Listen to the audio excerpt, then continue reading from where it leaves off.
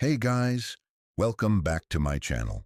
Today we're diving into a classic Greek myth, one full of power, betrayal, love, and a pretty wild birth story. Let's get right into it. So first off, Zeus and the other Olympian gods defeated the ancient Titans, right? They became the new rulers of the world, and Zeus took the throne as the king of the gods. But once he was in charge, he started chasing after beautiful women everywhere, hooking up with them left and right. Now, while all that chaos was going on, Typhon, the father of all monsters, saw his chance.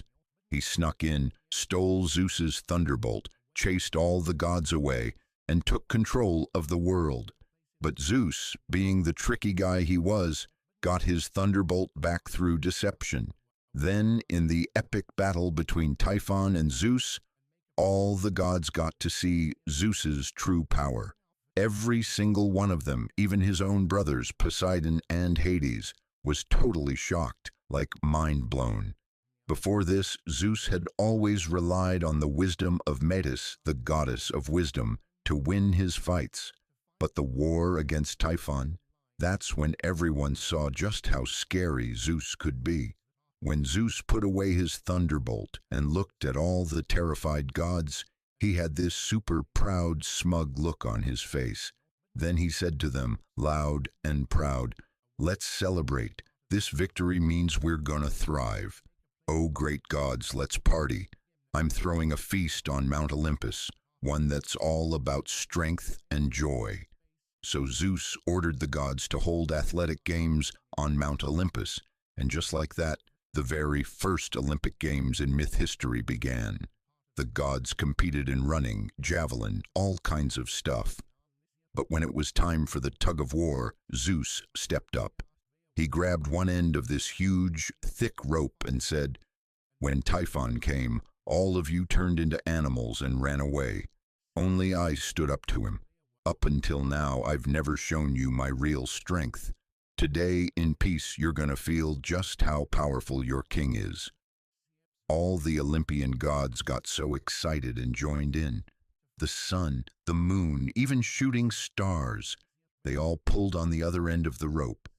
Poseidon, the god of the sea, used the power of the endless ocean waves to help. Hades, the god of the underworld, summoned thousands and thousands of spirits to push from behind. That rope, which was strengthened by all the gods' power, creaked and stretched under the huge force. But Zeus, he stood there all alone, fighting against every single Olympian god. Even with all their combined strength, Zeus didn't move an inch. That's when the gods finally realized Zeus as their king was truly terrifying. Hades ran back to the underworld in a panic. Poseidon hung his head in defeat, but the fire of rebellion in his eyes never went out. You see, he'd once heard a sealed message. A child of Zeus would overthrow him, and when that happened, Poseidon, the ruler of the seas, would have a chance to take over the sky's power. After the first Olympic Games ended, Zeus sat alone on his throne, frowning at the setting sun in the distance. He was worried about the curse his father, Cronus, had put on him. Would his own child really replace him? Thinking about that, Zeus got super angry, stood up, and stormed off to the palace of the three fates. The king of the gods was determined to take control of his fate before the curse came true. In that ancient palace lived the three fates, the Moirai. They were the daughters of Erebus, the god of darkness, and Nyx, the goddess of night, two of the five primordial deities. The eldest, Clotho, is the weaver of fate. She spins the thread of every person's life when they're born, then hands it to her middle sister, Lachesis, the measurer of fate. Lachesis measures how long the thread is, and then gives the different length threads to the youngest sister, Atropos, the cutter of fate. Atropos uses a sharp pair of fate scissors to cut the thread, which decides how long a person lives. All these threads are woven and tangled together into a super complicated web, hanging all around the palace. When Zeus got to the palace, he couldn't wait to ask the fates for a prophecy. The three fates answered him, their voices, some old, some young, speaking as one. Cronus' curse will come true through Metis, the goddess of wisdom. Her first daughter will be as powerful as you, and her first son will be even stronger than you. When that son is born, he will replace you as the new king of the gods. Zeus was absolutely terrified when he heard that. Now Metis had unmatched wisdom. Back when Zeus was fighting his father Cronus for the throne, he had chased Metis like crazy, but Metis kept turning into all kinds of creatures, birds, animals, whatever, to try to escape him. But Zeus just kept changing into the same creature, refusing to give up. Zeus was way too powerful, so Metis had no choice but to give in. Eventually, she fell in love with him and became his first wife, married properly. At this point, Zeus's fear of the cursed child was stronger than his love for Metis, his wife who had been through thick and thin with him. Metis was about to give birth, and she was glowing with motherly love, gently touching her swollen belly.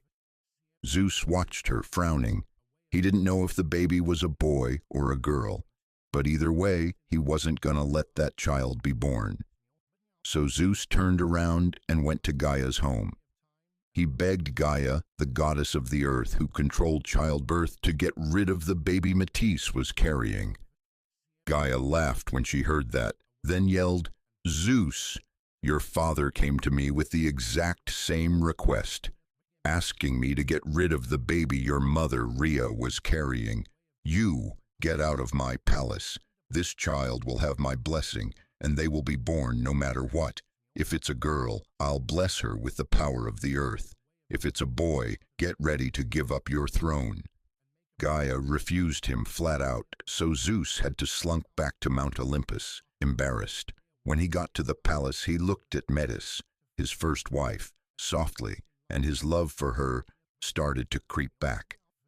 Yeah, Zeus was a player, but he truly loved each of his wives, took care of all his lovers, and was a caring father to all his kids. Metis lay gently in Zeus's arms, with flowers and butterflies around them. Zeus stroked her face, but when his hand touched her swollen belly, he stopped suddenly.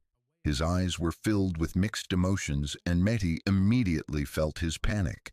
She looked up at him and said, "My love, why are you so nervous today? All our enemies are gone, and peace and prosperity are coming. We fought so hard in the war of the gods.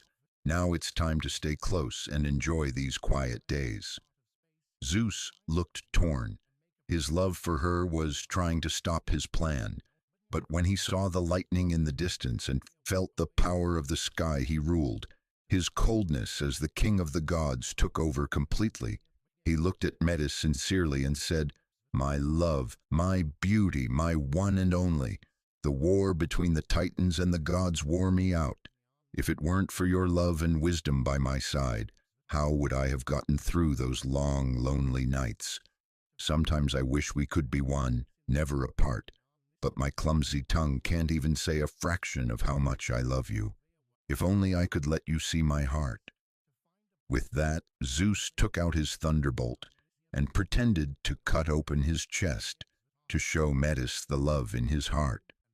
Metis stopped him quickly, being playful with him. "My king, how could I bear to see you hurt?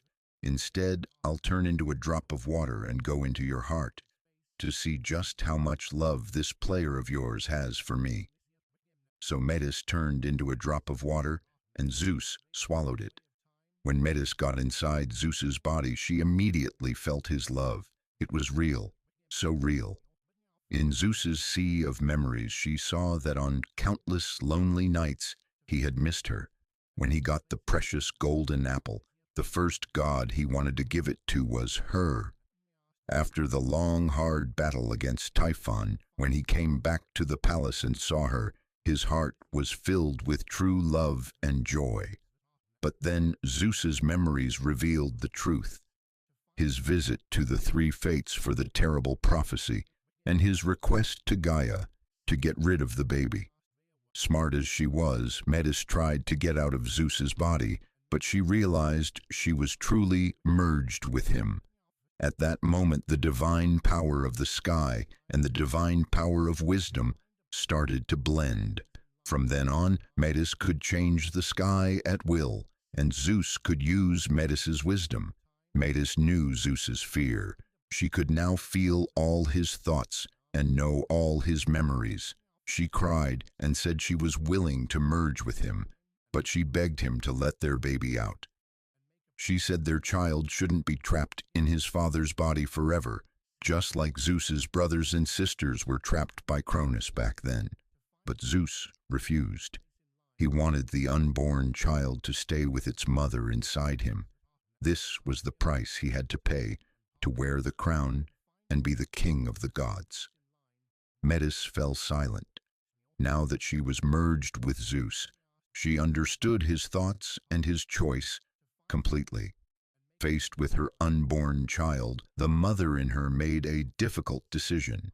She started using her thoughts, memories, wisdom, and deep thinking as materials, and used the power of thunder to forge something inside Zeus's mind.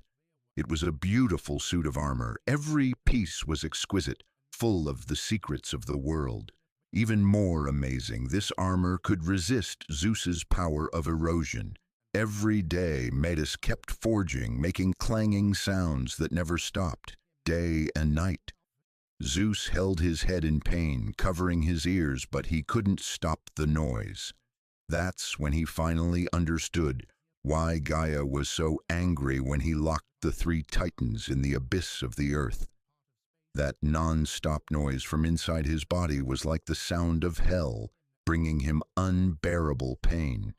He kept hitting his head, trying to stop Metis from making the noise in his mind. The gods were drawn by Zeus's screams and roars. They looked on in shock at their king. His eyes were red, he was crazy and exhausted.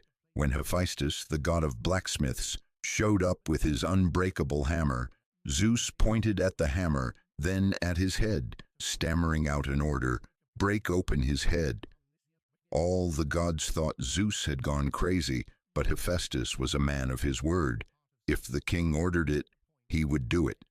He swung his hammer and hit Zeus right on the head. There was a huge bang, and a big hole was smashed into Zeus's head.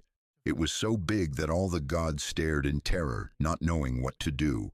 Suddenly, golden light burst out of the cracked head, and a female warrior, wearing armor and holding a golden spear, walked gracefully out of Zeus's head. As soon as the goddess came out, Zeus's pain disappeared, and the wound on his head healed quickly. But Zeus didn't care about that. He opened his eyes in a hurry and looked at the child born from his head. The child had absorbed a lot of Zeus's power when she was born, so she was already an adult. She was extremely beautiful, radiating feminine charm. When Zeus saw it was a girl, he let out a huge sigh of relief.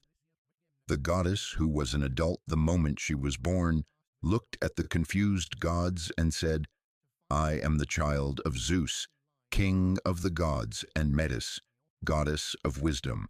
My mother named me Athena. I will inherit my mother's divine power, and I will bring peace and prosperity to the world." The gods were still confused when Zeus walked over. The king looked at his daughter lovingly and happily announced to everyone that he would hold a grand feast to celebrate the birth of Athena, the new goddess of wisdom. But at that moment, Poseidon had a strange look in his eyes.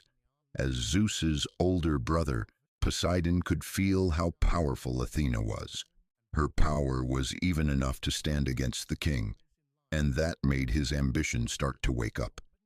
Will Athena team up with Poseidon to rebel against Zeus? What crazy moves will Zeus pull next, now that he has Metis' wisdom? To find out what happens next, stay tuned for the next episode.